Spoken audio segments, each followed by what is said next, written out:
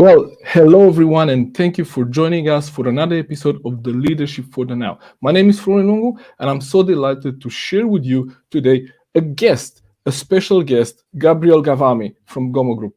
Welcome, Gabriel. Many thanks. Very happy to be here, and thank you for having me. How are you doing today? Very good. It's 5 p.m. Wednesday afternoon. Gray February Sweden. So we have all the reasons to be in office and just we've been killing it today. So it's I'm good. I'm pumped today. Wonderful. So tell us a little bit about yourself and what you do for someone that maybe doesn't know that. So I'm the founder, CEO of a company called GOMO Group. GOMO Group is a digital marketing firm specializing in B2B pull marketing and strategic search engine optimization. I'm 44 years old, born in a 16 million city, Tehran, Iran, and I believe that pulse of a 16 million city lives in my veins. Although since I was five and a half, and my parents moved to Sweden and Gothenburg. I've been raised in Gothenburg, a way smaller city. And after high school in Gothenburg, I moved to the States. I was in the States for 5.5 years, and that's probably when I found my love for sales marketing. I'm happily married. I have a fantastic 2-year-old little boy who keeps me busy and on my toes. And well, that's about it. I'm back in Gothenburg. All right. Yeah. Thank you for the introductions. Wonderful. So you have really an international background. So tell us a little bit about the kind of marketing you work with and the kind of companies you serve. So who would be, the ideal clients? So what we've done and what we decided very very early on was to become specialists rather than generalists, right? So we had to pick and choose, and this was very very difficult in the beginning when you have to pay rent, when you have to pay salaries, and you have costs to say basically cutting away clients, right? So what we Yeah. did early on was we understood where we could make the largest impact and what kind of infrastructure we should build to make the largest impact for our clients. So we decided to basically be specialized in B2B SEO and B2B pull marketing, and that segment is a way underinvested segment in digital marketing.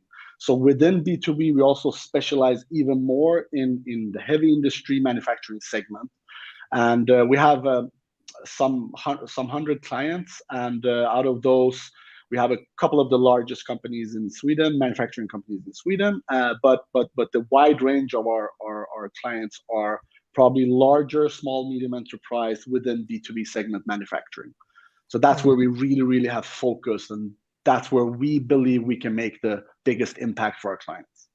Wow. So I was curious about this term pool marketing, right?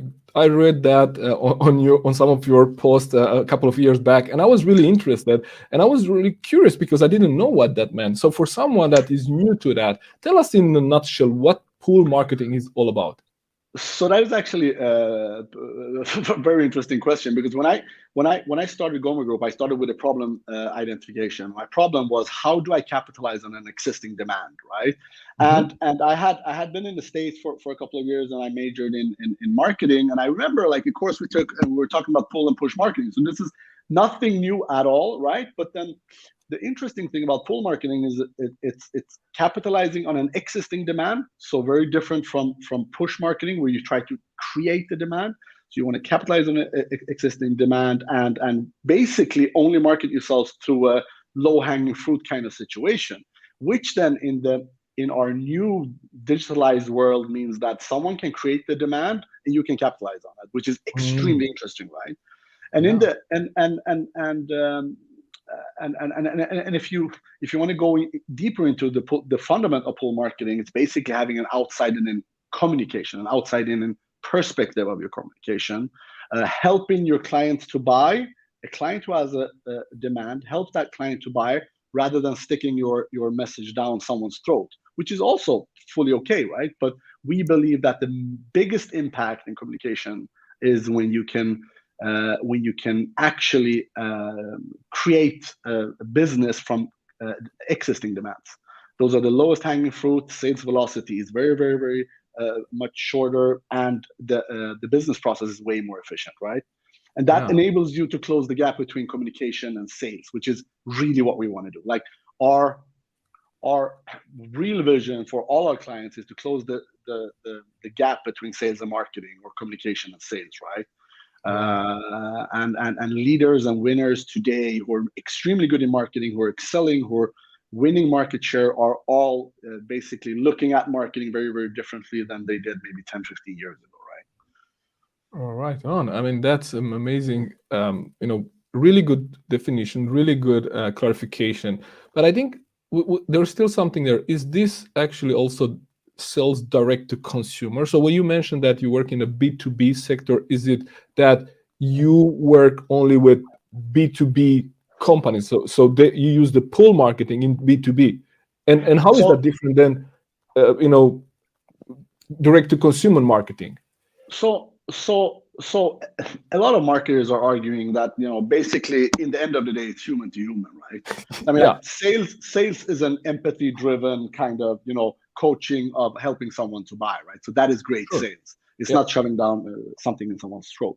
So it's in the end of the day, it's human buys from humans. Now, the big difference and where we can make larger impact for a big ticket item, a B2B item, and B2B is more traditionally larger ticket items. It's traditionally and generally a more complex buy, and since the size of the purchasing process, there are way more people involved, right? So in a B2C, if I want to sell you a Twix, I can just position it in the right way at your glance, and you will most probably be able to buy it pretty quickly without asking 200 people, right? So the complexity in B2B sales process is that, number one, the complexity is due to two big things in my opinion. One is the variety of choices that one have in a B2B sales process or buying process.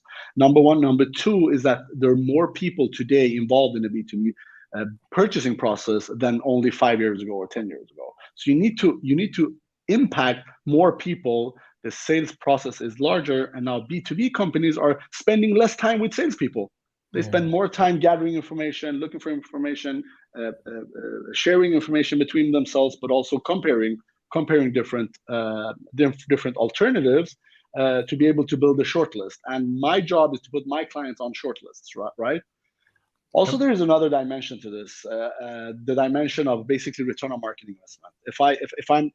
If I'm catering a traditional B2C company, it's not harder for me because they most probably have in like the e-com kind of situation. It's not harder for me to show a return on marketing investment, but it's very, very nice for me to talk to one of my clients and say, okay, you guys made a deal of 2.5 million euros. You paid us only 4% of that, and we drove that lead. We drove it from SEO. We nurtured it. We converted it. We gave it into the Salesforce, the CRM, and now you made that deal. So that is also something that is interesting. And also, my own background is not in fast-moving consumer goods, so it's also about my background and what I'm passionate about, right? Sure. And lastly, heavy industry manufacturing companies are heavily underinvested in digital marketing, which means we can make greater impact. Absolutely. B2C companies are way ahead because they have to, right? No, absolutely, yeah, and that makes a lot of sense. And also, it requires a different mindset to sell B2C and to sell B2B with longer processes, to stay in the game, to nurture the lead, as you mentioned. So that's great. So tell us a little bit about what will be, for example, the 3 top questions or challenges that leaders contact you for. Like when you sit with someone and you have a conversation about about helping them, what would be their biggest challenges? When do they have to call you? So this is interesting, right? Because if you would have asked me this 1 year ago, I would have said budget allocation. I would have said, should I do it? When should I do it? Now that is all gone. Now budget is not a question anymore. So the shift is a reality. All B2B companies in the world will change their sales marketing processes. That's a fact if they want to survive. Now the question is how. Not only how do I make a shift in my sales marketing processes, but how do I make the shift internally? So how do I manage the change management internally? Because what we know for a fact is that what stands behind us and the process shift is the process itself and baggage, right? So old process, baggage, and people. In the end of the day, it's people, right? Yeah, yeah, yeah. So my clients often come to me and basically ask me, okay, wait a minute. Now we understand what we need to do. We have the budget for it. How do we do it? Not when do we do it, how do we do it, and how do I get my team and the entire organization to actually follow, right? So that is the the billion-dollar questions. And the companies that manage, they do extremely good, right? And there is a huge shift in marketing. I mean, like I can just see the last 3 years, my clients were traditionally CMOs, marketing manager, communication managers. Traditionally, they have way larger impact within the organization today rather than only 2-3 years ago. So post-COVID, something happened, right? Marketing just got marketed, kind of, and marketing got a higher standard within big organizations, because traditional sales in heavy industry is kind of broken. It is broken. So that needs to be fixed. And one of the elements to fix that is closing the gap between sales and marketing, collaboration between marketing and sales. So I believe what we've said for 10, 12 years, that the future fantastic CEOs of the world are ex-marketers. That is something that we're really going to see now. Like that is going to happen. Absolutely. Which is very interesting. Yeah, and what you mentioned there, it takes a lot of change management, right? To shift that in that culture in the organization, and those organizations that had different department, they had a marketing department and a sales department, and all of the sudden now that changes. And how do those people have to collaborate in today's world? Yeah, and the traditional marketing divisions and traditional marketer is not doing what a traditional marketer was doing. I mean, like now they're more data scientists. They understand data. They understand technology. They understand customer experience. They're not per se the creative kind of type, or the copyright kind of type. So marketing is making a huge shift as well. So the need of the hour is for a marketer to understand data, be able to put data into a context, and then have information, use that information to take a decision, right? And that is what we call the data-driven pull marketing kind of strategies that we. And I always say, without data, it's just an opinion. And fantastic companies don't only go they don't take decisions based on opinions. And the magic stick for us marketers is data, right? It's a magic stick. We have it all in front of us. It's fact-based, right? It's very difficult for a CEO to argue against facts and data, right? Decisions are being optimized. Decisions are being taken in a manner of fact-based and data-driven based, which is very interesting. That way, also marketing moves way faster as well, right? So marketing is fast. I mean, the change in marketing is fast. Absolutely. Which is so interesting. what you're saying there is also that there is now a shift in the profile of the marketer, right? So what they had to to be good at before has changed, right? Yeah. Interestingly enough, I'm just looking at my company. We're hiring more engineers than marketers. I'm like, engineer kind of background people come to us rather than communicational people. So marketing has really shifted, and it's very interesting. And it's all about again, data driven, problem solving, moving fast, not only understanding yourself but understanding the competition, and mostly understanding the client and have an outside-in perspective. And that is uncomfortable, right? Because generally speaking, traditional corporate communication has been inside and out. We stand for this, and we're going to talk about this. Now it's two ways, but real marketing and sales marketing is only customer based. It's customer based, not corporation based. And that's the way it should be. That's 100% the way it should be. We should help the winners, help clients to buy, help target audiences to fulfill their user intent, rather than traditionally have an agenda and just stand somewhere and shouting out their agenda. Because Yeah. and something else that I see that is very, very interesting, talking about the shift, what I see now is, I mean, like if you look at, CEOs of the world, and especially, publicly traded companies and publicly traded CEOs. I mean, back in the day, CEOs were mostly, and generally speaking, they were measured by the, quarterly reports, annual reports. Now CEOs, I mean, like, okay, the figures are there, great. Who are you? What do you do? What values do you have? What do you stand for?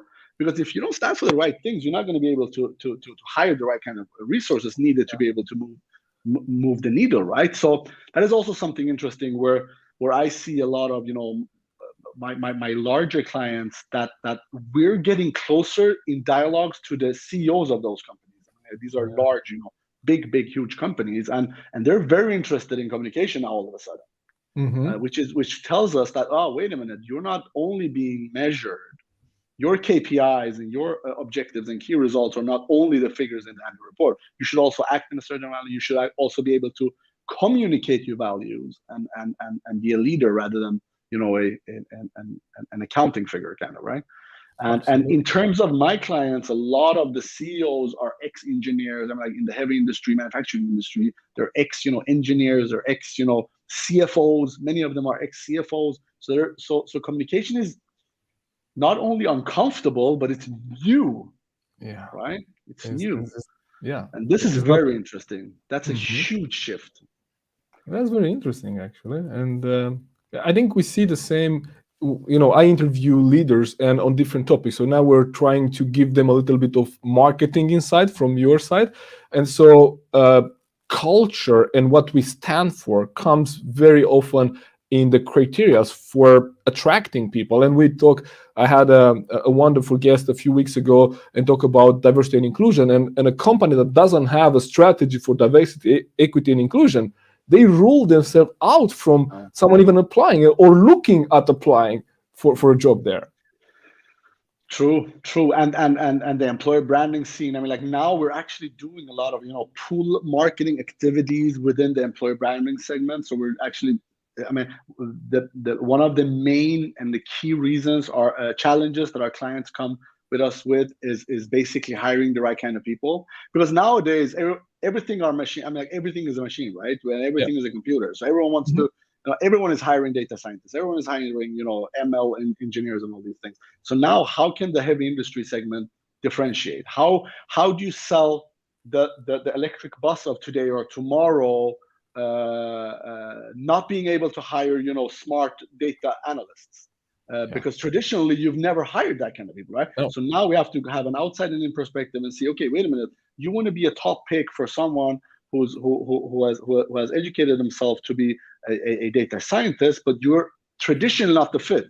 How do we communicate that? And that is not inside and out at all. No. It's outside and in, which is Wow. extremely interesting. We're actually doing 2 cases now for two larger companies. Very, very interesting how we can use, the pull marketing methodologies, and the methodology is basically helping the buyer buy, and I can switch the word, saying helping the user to fulfill its intent. So now if Yeah. I want a job or I want to buy something, it doesn't really matter, right? It's an intent. It's the Yeah. customer journey kind of that you need to increase your odds in every step of the customer journey on all channels where your customer is and your target audiences. And it doesn't really matter who your target audience is. Yeah. Everyone's Absolutely. doing the same, right? Yeah. So tell us, what opportunities do you see for companies that adopt now, pull marketing, and they get really serious at it? So really, I mean, like let's. I mean, someone I read. I'm one of those quoteaholics. I love cheesy quotes, and I love, Sure. I just love it. And no, but someone I read somewhere, a crisis is a terrible thing to waste in business, right? And what does that mean? Now when I see leaders and the big wins, they all happen in the big wins happen in turns, right? So we have a turn right now. So the top performers never sit on their strengths. So the top performers instead, like every other turn and every other downturn, they seek ways to build on the strengths they have, right? So really what I see is that in the turns there are huge opportunities, business opportunities, and simply put, within marketing, if you want to talk about my vertical within marketing, helping buyers to buy, having an outside perspective on your communication will take you really far, especially if you're in the heavy industry manufacturing segment, which are again underinvested, and really grasp the understanding of there is a paradigm shift happening. The paradigm shift was here. It's the largest paradigm shift in the history of communication. It was here before COVID. Now the COVID situation gave it, a kick in the butt, so to speak. Mhm. And now we must shift. Now we must shift, because what happened? Entire generations that were digital immigrants are now digital natives, which means we need to shift. And again, going back to B2C or B2B, the customer journeys are very much the same. I mean, like, if you look at the aggregated data that Google has gathered, the last, Google is 23 years old, I think. So the last 23 years, they've gathered aggregated data, and all the recommendations Google gives you is based on that gathered data. Just look at that data and see how customer path, how the purchasing processes, how similar they are. But then obviously similar, but some of them take longer time, some of them involve more people, some of them are different, and so forth. But in the end of the day, the customer journeys are very much the same, and we all do the same. We all use the same platforms. We all do the same things, yeah. So there's a huge opportunity in just being a radical realist. Understand there is a shift. Let's do something about it. Let's not sit down. And it doesn't have to be perfect. That's the thing, right? Like I mean, the leading companies that do communication, it's seldom perfect. 90% is enough.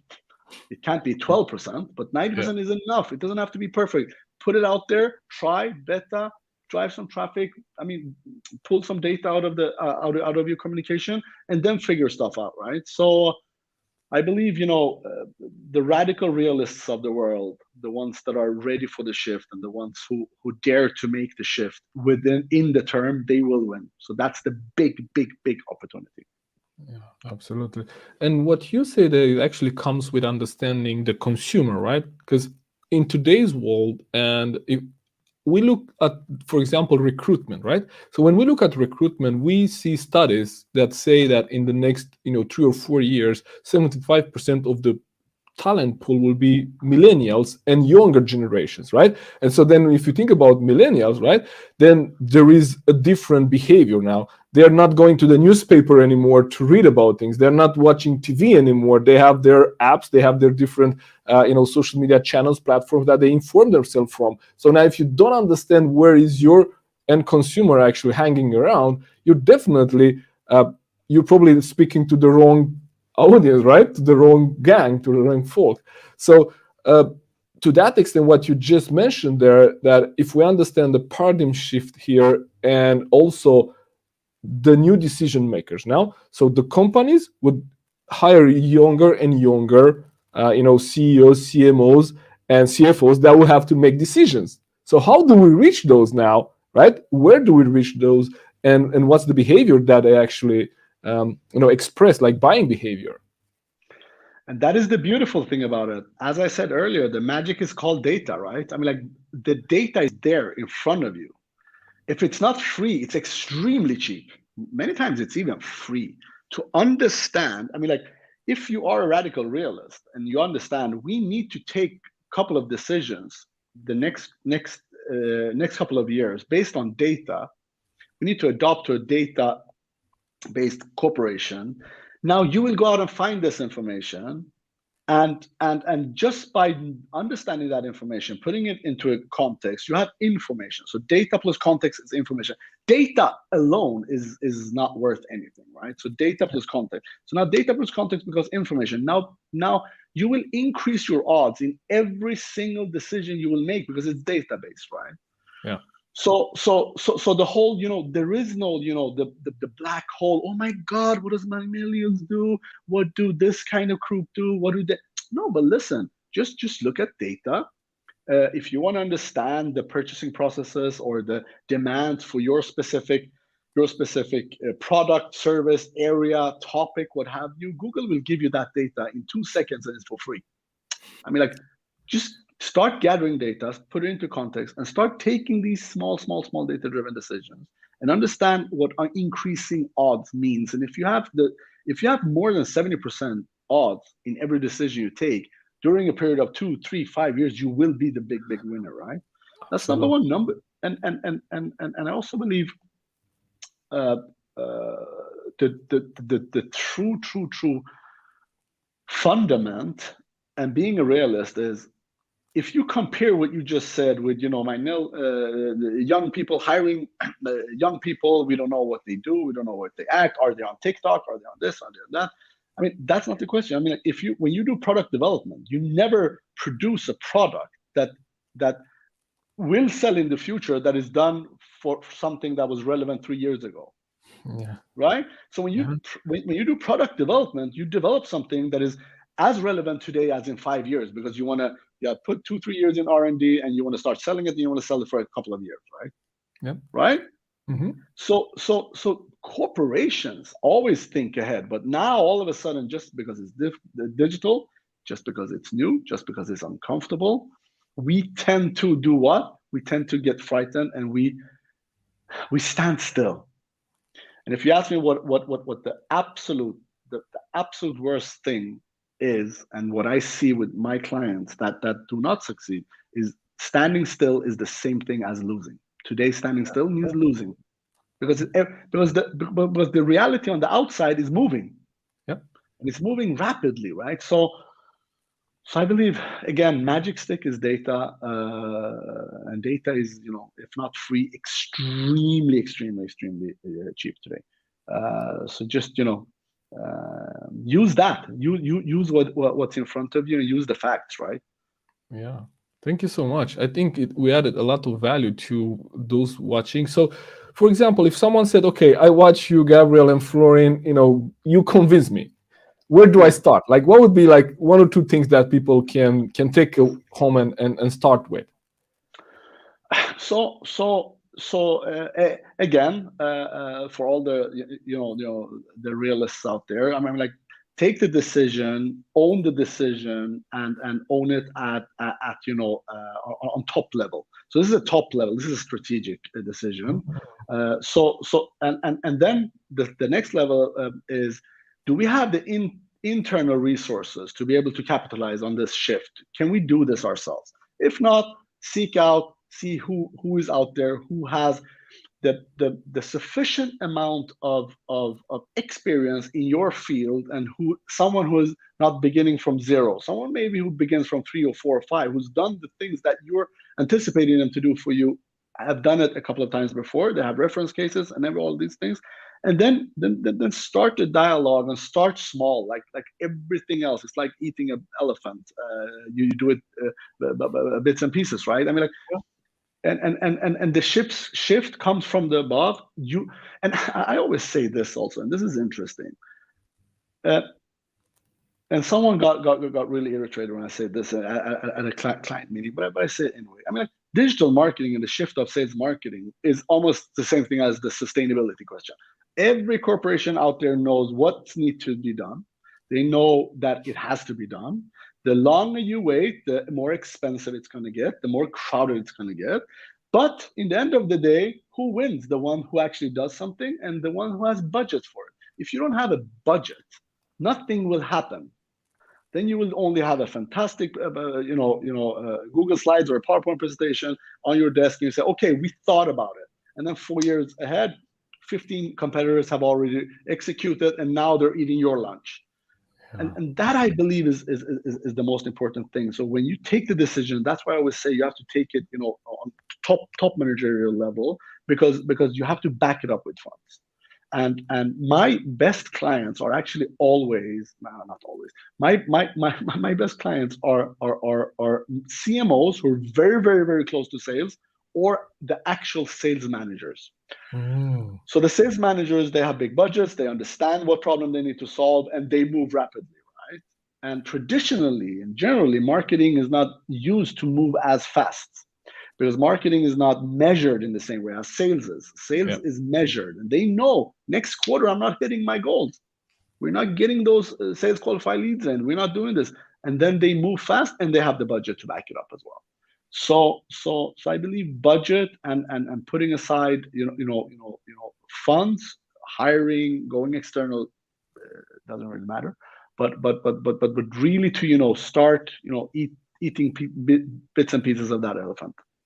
All right, great. I think this is wonderful, and we're out of time. So if someone wants to get in touch with you and ask more questions and book a meeting, where can they find you? You are on LinkedIn, but what's your website? So my website is gomogroup.com. I'm on LinkedIn, Gabriel Ghavami, and my email is gg@gomogroup.com. So most welcome to reach out, and I'm always happy to answer questions and ideas, share ideas. Being challenged is also something that I really, really, really enjoy. So please challenge me.